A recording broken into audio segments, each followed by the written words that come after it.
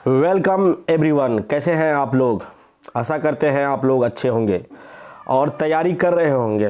तैयारी को आप ब्रेक मत दीजिए। मैं बार बार यही कहता हूं कि आप लोग जो तैयारी करने का अगर ठाने हैं सीटेट में करने का, एग्ज़ाम का क्लियर करने का, तो तैयारी को ब्रेक मत दीजिए, नहीं तो ये आपको ज़रूर निराश करेगी। अगर आप ब्रेक दे दीजिएगा, आराम करने लग जाइएगा, तो बस वही हाल होगा खरगोश वाला। कछुआ और खरगोश के कहानी में खरगोश जो है बड़ा तेज़ दौड़ता है, लेकिन जब सोचता है कि हम तो बहुत पढ़ लिए हैं या बहुत आगे निकल गए हैं, तो थोड़ा सा सुस्ता लेते हैं। आप भी ऐसे ही सोचते होंगे। बस सुस्ताने के चक्कर में पता चलता है कि पूरा सुस्ता ही लिया, फिर हार ही जाता है वह बाजी। इसलिए आप लोग निश्चित रूप से जब इस रेस में आए हैं कि स्टेट निकालना है तो निकालना है। चलिए, उसी कड़ी में हम आपके लिए सब्जेक्ट वाइज, जो टॉपिक वाइज जो MCQ का सीरीज चल रहा है, उसी सीरीज को हम फिर से लेकर के आए हैं आपके लिए। और इस सीरीज में आपको ये फ़ायदा होगा कि आपका जो क्वेश्चंस है, उस क्वेश्चंस को हम जो है ना 2021 या 22 में जो पूछा गया है जनवरी में, उस सब को भी हम ऐड कर दिए हैं टॉपिक वाइज। तो टॉपिक वाइज ऐड करने से यह आपको फ़ायदा मिलेगा कि यहीं सब मिल जाएगा आपको, और इस टॉपिक से कैसा कैसा क्वेश्चन बन सकता है प्रीवियस ईयर के क्वेश्चन से आपको पता चलता है। तो देर ना करते हुए आज हम शुरू करते हैं पहला क्वेश्चन। तो पहला क्वेश्चन आपके सामने है और आप इसको पढ़िए और पहले लगाइए। जैसे आप लगा लीजिएगा, उसके बाद फिर हम इसको लगाएंगे, ठीक है? और थोड़ा सा हम सेटिंग कर लेते हैं। आप तब तक इसको लगाइए, अपने मन से इस क्वेश्चंस को निकालिए और फिर आगे बढ़ेंगे हम लोग। तो पहला क्वेश्चंस क्या है?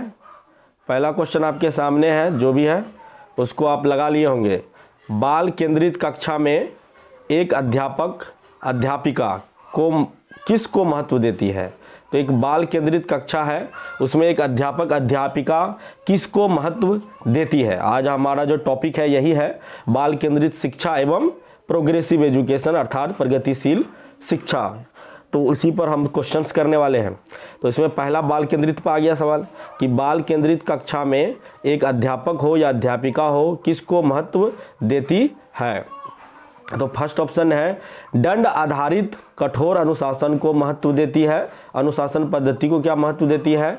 दूसरा है ज्ञान के सक्रिय संरचना प्रक्रिया को क्या महत्व देती है, ये भी हो गया आपका। और तीसरा है आपका निरंतर वस्तुनिष्ठ रूपी परीक्षाओं पर महत्व देती है। और चौथा ऑप्शन है आपके सामने किसी भी तरह से पाठ्यक्रम के समापन को बल देती है, कि किसी भी तरह से पाठ्यक्रम पूरा हो जाए, सिलेबस पूरा हो जाए। तो आपको आंसर मिल गया होगा कि इसमें जो सटीक आंसर है ना, तो आपका पहला वाला है, कट जाएगा। जहां दंड आधारित या कठोर अनुशासन की बात आए तो उसको काट ही दीजिए। ये सब ट्रिक हम लास्ट में आपको बताएंगे, ये वीडियो लास्ट तक देखिएगा। लास्ट में एक ज़बरदस्त और इस पूरे चैप्टर का सार जो है ना आपको बता देंगे। दूसरा है ज्ञान की सक्रिय संरचना, ये तो सही लग रहा है। चलिए, निरंतर वस्तुनिष्ठ रूपी परीक्षाओं को, सिर्फ वस्तुनिष्ठ रूपी ऑब्जेक्टिव एग्जाम ले लेने से कोई भी बाल केंद्रित शिक्षा नहीं हो जाता है, वह उस पर उतना महत्व नहीं है। कि निरंतर वस्तुनिष्ठ वाला कट गया, किसी भी तरह से पाठ्यक्रम को समाप्त करने, ये तो पहले ही कट गया। तो आपका आंसर क्या हो गया जी? ज्ञान की सक्रिय संरचना प्रक्रिया को। देखिए, जो नॉलेज है उसकी जो प्रोसेस है, और एक्टिव जो प्रोसेस होनी चाहिए, और उसमें भी कंस्ट्रक्टिव अप्रोच होनी चाहिए, यही बाल केंद्रित शिक्षा बोलता है, या इसी का महत्व है बाल केंद्रित शिक्षा का। तो चलिए आगे बढ़े। चलिए नेक्स्ट बढ़ते हैं। नेक्स्ट वही है कि आप लोग लाइक और सब्सक्राइब कर दीजिए प्लीज़, शेयर भी कर दिया कीजिए, बीच बीच में अपने दोस्तों को शेयर कीजिए जो सीटेट का एग्ज़ाम का तैयारी कर रहा है।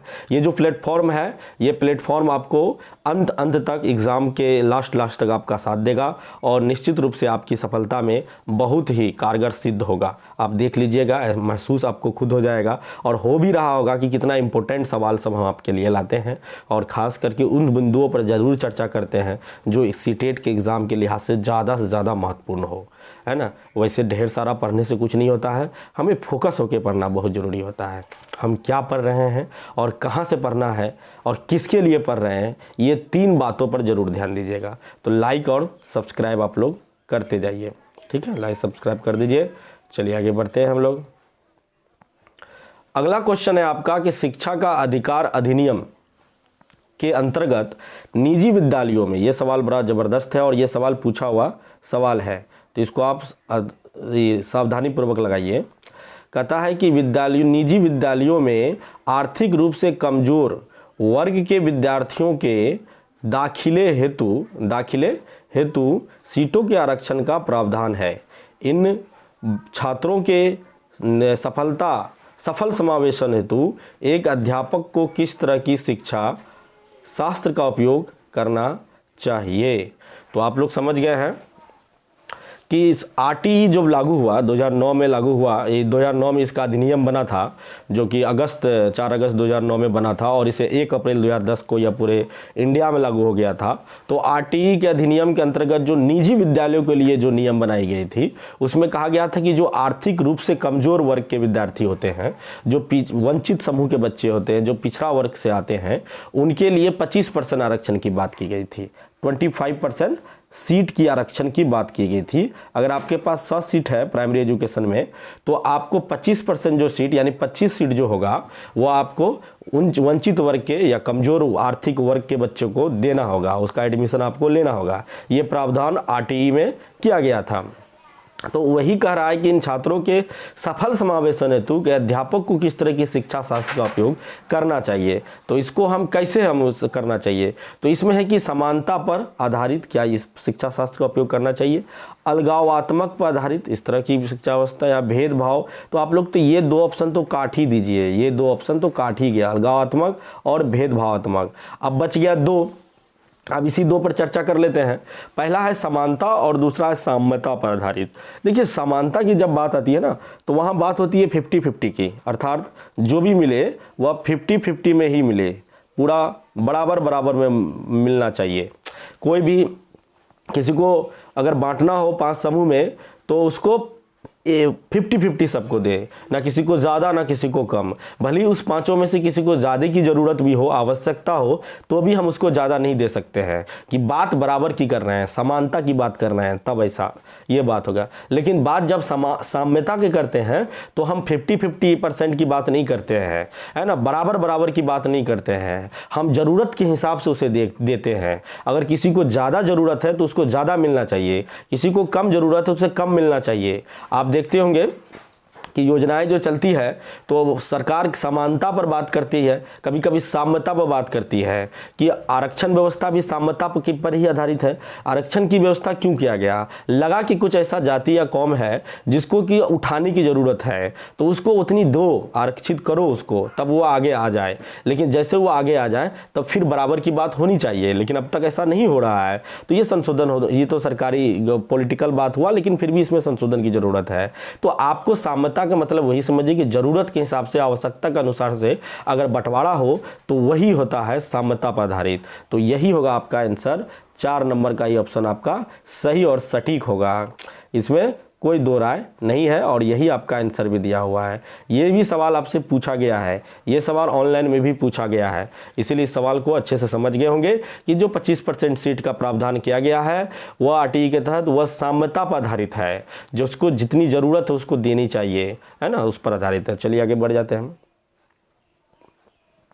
तीसरा क्वेश्चन है आपका, किसी भी प्रगतिवादी कक्षा के बारे में एक अध्यापिका का क्या विश्वास होना चाहिए। देखिए, प्रगतिशील से क्वेश्चन पूछ गया है। प्रगतिशील शिक्षा का मतलब क्या होता है जी? हाँ, सबों को प्रजातांत्रिक ढंग से और बालक को केंद्र में रखकर यहाँ भी सोचा जाता है, और उनका परियोजना मेथड से, समस्या समाधान विधि से, कई विधि से उसे पढ़ाई जाती है। थ्योरी होता तो बेस्ट होता, लेकिन अंत में फिर भी हम आपको ट्रिक जरूर बताएंगे इससे रिलेटेड। अभी सवाल पर देखते हैं कि प्रगतिवादी या प्रगतिशील कक्षा के, प्रगतिशील होना चाहिए कक्षा के बारे में एक अध्यापिका का क्या विश्वास होना चाहिए। अधिगम केवल कक्षा में होती है क्या? यह विश्वास होनी चाहिए कि अधिगम केवल कक्षा में होती है, कक्षा से बाहर नहीं होती है। तो ये तो गलत ही लग रहा है कॉन्सेप्ट, तो इसको काट दीजिए। केवल विद्यार्थी, देखिए केवल वाला बात जहाँ भी पूछे ना, केवल वाला बात जब केवल का है ना, तो पहले ही काट दीजिए। तो केवल आ गया यहाँ पे, देख लीजिए यहाँ पर केवल आ गया है कि केवल केवल ड्रिल और अभ्यास के माध्यम से सबसे अधिक सार्थकता के साथ सीखता है। देखिए ड्रिल यानी बार बार रोटेट करने से या अभ्यास करने से ऐसा नहीं है, ऐसा नहीं सीखता। ये प्रगतिवादी प्रगतिशील शिक्षा व्यवस्था का यह सोच नहीं है। तो ये भी काट दीजिए आप लोग। जहां अभ्यास ड्रिल करने का, रोटेशन करने का, मेमोराइज करने की बात हो तो वह नकारात्मक होता है। कक्षा हमारे कठोर नियंत्रण में रहे। देखिए कठोरता तो पहले ही आपको बताया है, कठोरता उठोरता वाला बात आए ना तो आप पढ़ना ही नहीं है, काट ही देना है सबसे। उसके बाद कक्षा में विद्यार्थी अपने साथ विविध प्रकार के समृद्ध अनुभव लाते हैं। देखिए कितना सुंदर लिखा है ये ऑप्शन को, और यही आपका सही होगा। पढ़ते मात्र पता चल जाता है कि जो प्रगतिशील कक्षा के बारे में एक अध्यापिका का विश्वास होना चाहिए कि कक्षा में विद्यार्थी जो है अपने साथ विविध प्रकार के समृद्ध अनुभव लाते हैं, यानी इंडिविजुअल डिफरेंसेस होता है। प्रत्येक बालक अपने आप में विशिष्ट है और सब अपना अपना जो स्कूल से पहले की कई सारी चीज़ों को अनुभव के साथ स्कूल आता है, तो उनको हमें क्या करना चाहिए, उनका उपयोग करना चाहिए, उन्हें बढ़ावा देना चाहिए, है ना, उसको सेलिब्रेट करना चाहिए विविधता को। तो ये हो गया आपका आंसर। चलिए आगे बढ़ते हैं। क्वेश्चन नंबर 4 है आपका कि बाल केंद्रीय कक्षा में बच्चे क्या होना चाहिए, ज्ञान के निर्माण में सक्रिय रूप से भाग लगे हुए हैं, क्या ऐसा होना चाहिए। ब्लैक बोर्ड से उत्तरों की प्रतिलिपि बनाए अग्रसर होते हैं, यानी ब्लैक बोर्ड से जो उत्तर है बिल्कुल उसको छांट लिया, लिख लिया, प्रतिलिपि बना लिया, कॉपी कर लिया, क्या ऐसा होता है। ये नहीं होता तो काट ही दीजिए इसको। चलिए निष्क्रिय नकली के रूप में, नकलची के रूप में देखे जाते हैं, ये भी नहीं है, नकलची के रूप में नहीं देखता है, और निष्क्रिय तो साफ ही नहीं मानता है, तो ये तो कट ही गया। केवल निष्क्रिय श्रोता होनी चाहिए, क्या ये केवल निष्क्रिय श्रोता होना चाहिए, केवल वाला है, निष्क्रिय भी है, सब गलत गलत बात तो इसी में लिख दिया है, तो 3 तो ऐसे ही कट गया। और आपका पहला जो आंसर है वो वाला पहला आंसर ही आपको निकल के आ गया सामने में कि ज्ञान के निर्माण में सक्रिय रूप से लगे हुए हैं। बाल केंद्रित कक्षा का यही है कि उसको सक्रियता की तरफ मानता है, बच्चे को एक्टिव पर्सन मानता है, और शिक्षक केंद्रीय में पैसिव मानता था। चलिए आगे बढ़े। एक बाल केंद्रित कक्षा में अधिगम, अधिगम मतलब सीखना, क्या होनी चाहिए जी, पुरस्कार और दंड पर निर्भर है, क्या यह बात है, पुरस्कार और दंड पर निर्भर है। तो देखिए दंड और की बात आए तो काट दीजिए, तो काट ही दिए, ठीक है। पूरी तरह से शिक्षक पर निर्भर है और छात्रों की भूमिका निष्क्रिय है, बिल्कुल ही गलत है, क्योंकि एक बाल केंद्रित शिक्षा में छात्रों को सक्रिय तो मानते ही है, और बालक को केंद्र में रख के हम शिक्षा की व्यवस्था करते हैं। हर एस्पेक्ट में बालक को केंद्र में रखते हैं, उसी के लिए योजना बनाते हैं, पाठ्यक्रम बनाते हैं, जो भी विधि अपनी अपनाते हैं, सारा चीजें हम बालक को केंद्र में रखकर ही करते हैं। उद्दीपन प्रतिक्रिया संघों के युग्म होगा, युग्म में द्वारा होता है, ये भी नहीं होगा। देखिए उद्दीपन प्रतिक्रिया जो संघों के युग्म द्वारा होता है, ऐसा भी बात नहीं है। शिक्षक और छात्रों द्वारा सह निर्मित है, ये भी बिल्कुल इंपॉर्टेंट हो गया आपको कि शिक्षक और छात्रों के द्वारा जो है सह निर्मित है, अर्थात एक दूसरे से कोलैबोरेट करके, कोऑपरेटिव लर्निंग जिसे कह सकते हैं आप, उसके द्वारा हम जो ना बालक को बाल केंद्रित शिक्षा में सिखाते हैं, तो उससे ज़्यादा अधिगम बेहतर बनता है। चलिए आगे बढ़ जाए। आगे एक प्रगतिशील कक्षा में अधिगम परीक्षाओं पर प्रतिबंधात्मक है, क्या यह है, नहीं, बिल्कुल नहीं, परीक्षाओं पर प्रतिबंधात्मक नहीं है, ठीक है। एक सरल प्रक्रिया है, नहीं, ये भी नहीं होगा, इस सरल प्रक्रिया नहीं है। प्रगतिशील कक्षा में जो अधिगम है एक सामाजिक प्रक्रिया है, ये बिल्कुल सही है कि ये क्या है, एक सामाजिक प्रक्रिया है। जॉन डेवी ने भी माना है कि समाज से जोड़ करके एक प्रगतिशील शिक्षा की प्रयोजन, जो आपको सुने होंगे परियोजना विधि दिया है, तो वह समाज को वह महत्वपूर्ण मानता है, सोशल स्किल को महत्वपूर्ण मानता है, सामाजिक कौशल को। इसीलिए इसका यही आंसर होगा कि प्रगतिशील कक्षा में अधिगम क्या है, एक सामाजिक प्रक्रिया है। केवल औपचारिक कट गया, केवल तो हुआ तो पहले ही कट गया। चलिए आगे बढ़े। अगला क्वेश्चन देखिए 7वां, प्राथमिक स्तर पर एक शिक्षक के लिए निम्नलिखित में से कौन सी विशेषताएं महत्वपूर्ण है। तो कौन सी विशेषताएं ऐसी है जो शिक्षक के लिए प्राथमिक स्तर पर, है ना, महत्वपूर्ण होनी चाहिए। 1 to 5 लेवल की बात कर रहा है, तो पढ़ाने की उत्सुकता होनी चाहिए क्या, या धैर्य और दृढ़ता होनी चाहिए क्या, या शिक्षण पद्धतियों और विषयों के ज्ञान में दक्षता होनी चाहिए क्या, या अति मानक भाषा में पढ़ाने की क्षमता, मतलब पूरा जो स्टैंडर्ड भाषा है जो उसी में पढ़ेंगे, उसी में बोलेंगे, और उसके अलावा कुछ सुनेंगे ही नहीं किसी बच्चे का। तो ये क्या हो गया जी, आपको पता होना चाहिए कि प्राथमिक स्तर पर एक शिक्षक के लिए जो होती है निम्नलिखित में विशेषताओं में सबसे इंपॉर्टेंट विशेषता होती है कि धैर्य आप बनाए रखिए और दृढ़ता होनी चाहिए आपके अंदर। धैर्य इसलिए कि आपको बच्चों को समझना पड़ेगा, उसको धीरे धीरे समझता है, बच्चा अचानक नहीं समझ जाता है। एक ही तरीके से पढ़ाइएगा, एक ही डंडा से सबको हाँकिएगा तो नहीं हो पाएगा फिर। तो दृढ़ता भी होनी चाहिए आप में। दृढ़ता का अर्थ क्या हुआ यहाँ पर कि पेशेंस होना चाहिए, और साथ में आपको उसके प्रति है ना समर्पित भाव होनी चाहिए, मेहनत करना चाहिए दृढ़ रूप से, हारना नहीं चाहिए, आप घबरा नहीं जाइए, बच्चा धीरे धीरे ही सीखता है। तो ये सबसे ज़रूरी है प्राथमिक शिक्षक के लिए। अगला है आपका कि एक प्रगतिशील कक्षा में व्यक्तिगत विभिन्नता को किस प्रकार देखा जाना चाहिए। जो प्रगतिशील कक्षा से देखिए बहुत सवाल पूछा है, और यह सब सवाल आपका 21-22 का सवाल है, आप ये मत समझिए इधर उधर का है, सब स्टैंडर्ड सवाल है। 21, 22, 19 यही का सवाल आज लिए हैं हम, लिखे नहीं है भले कि कौन है, लेकिन ये सवाल शायद 21 में पूछा हुआ सवाल है या 22 में होगा। तो योग्यता आधारित समूह बनाने की मापदंड क्या, यह सही है? पर किसी व्यक्तिगत विभिन्नता को किस प्रकार देखा जाना चाहिए कि योग्यता आधारित हम मापदंड के लिए हम व्यक्तिगत विभिन्नता को कैटेगरी में करते हैं, या अध्यापन अधिगम प्रक्रिया की परियोजना के लिए महत्वपूर्ण है। अधिगम की प्रक्रिया में बाधा है, बिल्कुल ही नहीं है। इंडिविजुअल डिफरेंसेस को हम सेलिब्रेट करें, हम उसको बाधा नहीं समझे कि हमको डिस्टर्ब कर रहा है, ऐसा नहीं है। हम उसको सेलिब्रेट करें, उस सबका उनका अपना अपना अनुभव है, विविधता, उनको हम ले और उसको उसी क्षेत्र में फिर आगे बढ़ाएं, उसको उसी तरह से पढ़ाएं। अध्यापन के पक्ष पर असफलता बिल्कुल ही नहीं है, असफलता की कोई बात ही नहीं है। तो पहला तो आपको क्या हो गया, कट गया। क्यों कट गया जी? क्योंकि योग्यता के आधार पर जब आप कैटेगराइज कर देते हैं, कैटेगराइज आपको एबिलिटी के आधार पर नहीं करना है, आपको सबको समावेशित करके पढ़ाना है। जो समावेशन योजना, ये समावेशन शिक्षा को यही देन है। तो ये तो कट गया, इसलिए आपका क्या हो गया, दूसरा नंबर बिल्कुल ऑप्शन सही हो गया। चलिए, प्रगतिशील शिक्षा के संदर्भ में निम्न में से कौन सा कथन सत्य है, ये पूछा आपसे। अच्छा, ये लॉक नहीं किया, लॉक कर देते हैं इसको, फिर पढ़ाते हैं। देखिए, प्रगतिशील शिक्षा के संदर्भ, प्रगतिशील से बहुत सवाल पूछा है, इसलिए अगर थ्योरी नहीं पढ़े तो जरूर पढ़ लीजिएगा। इसका थ्योरी होगा तो हम भी करा देंगे यहाँ पे, short theory, revision theory last में लाएंगे आपको, जो कि बहुत कम टाइम में आपको सीटेट का जो इंपॉर्टेंट बातें होगा उसको हम रिवीजन करा देंगे। तो प्रगतिशील शिक्षा के संदर्भ में निम्न में से कौन सा कथन सत्य है, ऐसा पूछ रहा है आपसे। तो कौन सा कथन सत्य है जी? देखिए कि कम क्षमता वाले बच्चों की कक्षा में उपेक्षा करनी चाहिए, बिल्कुल ही नहीं। इस तरह का ऑप्शन है तो काट देना चाहिए। देखिए, ये जो ना आपको बहुत इजी वे में अच्छा नंबर देता है यह टॉपिक, इसलिए टॉपिक को अच्छे से पढ़ लीजिए और क्वेश्चन भी बनाइए। कक्षा मुख्यतः पाठ्यक्रम पुस्तक केंद्रित होना चाहिए, बिल्कुल ही नहीं। सिर्फ पढ़ाई पाठ्यक्रम केंद्रित नहीं होनी चाहिए, सिर्फ बुक पर केंद्रित नहीं होनी चाहिए।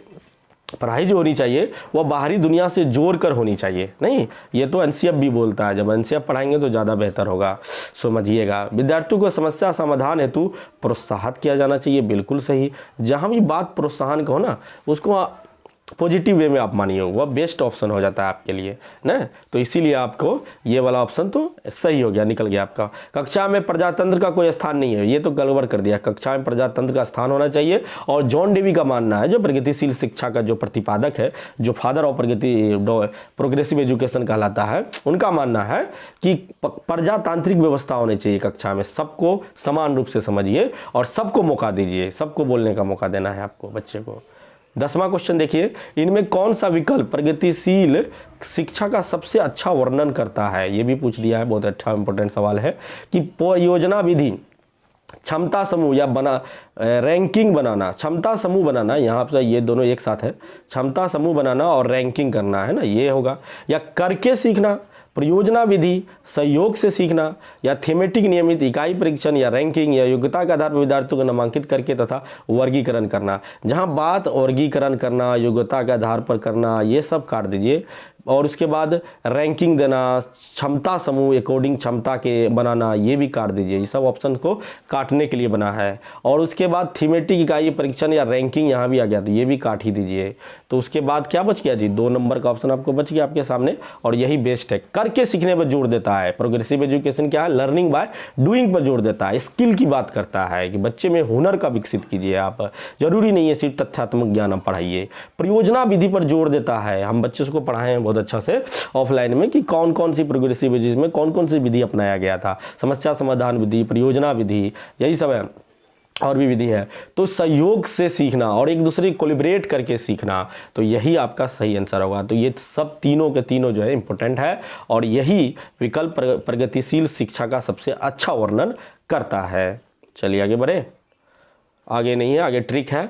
चलिए, ट्रिक को मतलब कुछ नहीं। देखिए, ट्रिक क्या होता है, आपका जो अनुभव होता है ना, वही आपको बता सकता है कि अनुभव के माध्यम से कि कोई शॉर्ट तरीके से किस चीज़ पर आपको ज़्यादा जोर देना चाहिए। तो कभी भी आपको जो है ना, कभी भी आपको बच्चे को नकारात्मक रूप में नहीं लेना चाहिए, है ना। बच्चे को कम मत आंकिए, बच्चे को कम नहीं आंकना है, बच्चे को कम नहीं आंकना है। पहला ट्रिक तो यही है इस टॉपिक को बनाते समय, खास करके बच्चे को कम नहीं आंकिए। उसके बाद बच्चे को तरजीह दीजिए, बच्चे को प्रोत्साहन दीजिए, है ना। बच्चे को आपको क्या करना है, हितोत्साहित नहीं करना है, प्रोत्साहित करना है। बच्चे को कैटेगराइज नहीं करना है। ये सब ऑप्शन आए तो पता तुरंत ही काट दिया कीजिए। उसके बाद बच्चे को जो है आपको वर्गीकरण नहीं करना है, अलग अलग नहीं करना है, आपको समावेशित करके सबको तरजीह दे करके लोकतांत्रिक विधि से जो है ना पढ़ाना है बच्चे को। और विविधता को क्या करना है, सेलिब्रेट करना है। ये सब पर भी ध्यान रखिएगा। तो इस सब टाइप का जो भी ऑप्शन आए तो आप इसको काटते रहिएगा। इस तरह से बच्चे को ही सबसे इंपॉर्टेंट मानिए। बाल केंद्रित शिक्षा में बच्चा ही केंद्र में होता है। सारा चीज़ बच्चे को केंद्र में रख के ही सोचा जाता है। इसीलिए यही कीजिए। और भी कई बातें हैं, बस बच्चे को गलत नहीं ठहराना है। तो आप सबों का धन्यवाद मेरे YouTube वीडियो देखने के लिए। प्लीज़ इसको लाइक और शेयर करते रहिए, सब्सक्राइब भी करते रहिए। आप सबों का बहुत बहुत धन्यवाद, है ना। नमस्ते, आदाब और